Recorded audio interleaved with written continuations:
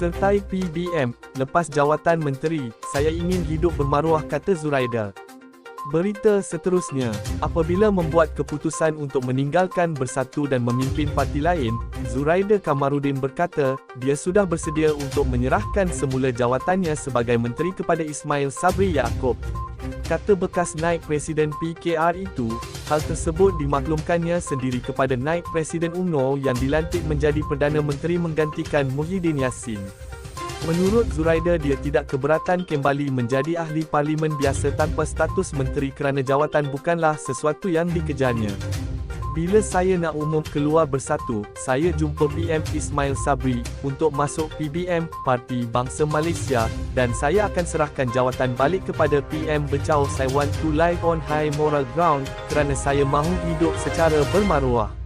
Saya tak mengharap jawatan, saya tak kisah jawatan menteri, saya cuma peduli tentang pengikut dan akar umbi saya, katanya dalam wawancara bersama Malaysia Kini baru-baru ini.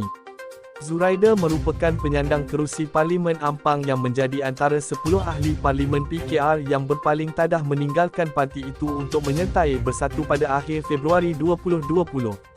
Dikenali sebagai langkah Sheraton, tindakan Zuraida bersama 9 lagi ahli Parlimen PKR menyaksikan PH, yang mendapat mandat daripada pengundi untuk menjadi kerajaan pada 2018 dijatuhkan di luar pilihan raya. Pada 26 Mei lalu dia mengumumkan keputusannya meninggalkan Bersatu dan menyertai PBM tidak lama kemudian. Pada 19 Jun Zuraida dilaporkan berkata, dia berharap jawatannya sebagai menteri dapat dikekalkan bagi membolehkan kementerian itu menyelesaikan pelbagai perancangan yang telah diatur sebelum itu. Langkah Zuraida meninggalkan Bersatu mendorong Muhyiddin, selaku Presiden parti berkenaan, mendesak agar Ismail Sabri menggugurkan Zuraida dan menyerahkan jawatan Menteri Perusahaan Peladangan dan Komoditi kepada ahli parlimen lain. Bagaimanapun sehingga parlimen dibubarkan, Ismail Sabri mengekalkan Zuraida sebagai menteri. Ditanya mengapa dia keluar Bersatu dan menyertai PBM, penyandang kerusi Ampang selama 3 penggal itu berkata parti pimpinan Muhyiddin itu tidak menggunakan kekuatannya sebagai bekas naib Presiden PKR sebaik mungkin. Selain itu, kata Zuraida, dia juga bimbang terhadap masa depan politik golongan belia yang menyokongnya.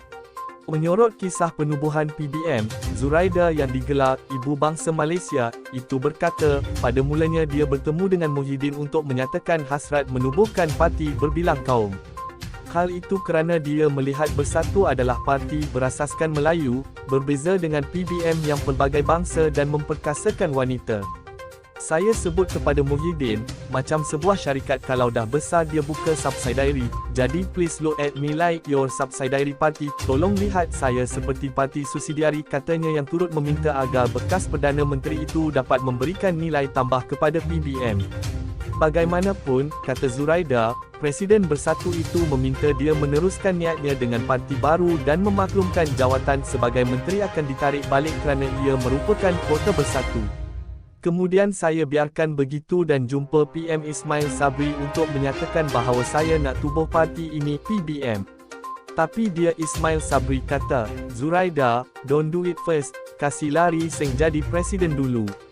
You tunggu dulu Zuraida, jangan buat dulu, biarkan lari seng jadi presiden PBM dulu, katanya. Dakwa Zuraida, Ismail Sabri ketika itu sedang mendapat tekanan daripada Muhyiddin untuk menggugurkannya dari kabinet. Pada masa sama, tambah Zuraida, Ismail Sabri enggan berbuat demikian, justru meminta agar dia menunggu buat sementara waktu. Zuraida juga memaklumkan Ismail Sabri keberatan untuk menggantikan jawatan tersebut kerana ia merupakan proses yang sukar untuk mencari pengganti baru. Dia Ismail Sabri kata susah kalau kita ambil menteri baru. Menteri baru lambat nak belajar, akan menjejaskan kerajaan, katanya. Namun menurut Zuraida, dia tidak boleh menunggu lebih lama kerana mendakwa parti barunya itu memerlukan kepimpinannya. Sekian berita, kredit diberikan kepada portal Malaysia Kini atas ihsan berita ini. Jangan terlepas daripada sebarang informasi terkini daripada pihak buletin kita. Jangan lupa like, komen, dan subscribe sebagai tanda sokongan anda kepada kami serta kongsikan video kami di media sosial, Facebook, Instagram, WhatsApp group, dan Twitter. Semoga kita semua sentiasa dilindungi daripada segala wabak penyakit, dijauhkan dari sebarang bencana dan sentiasa dimurahkan rezeki. Amin, ya Rabbal Alamin.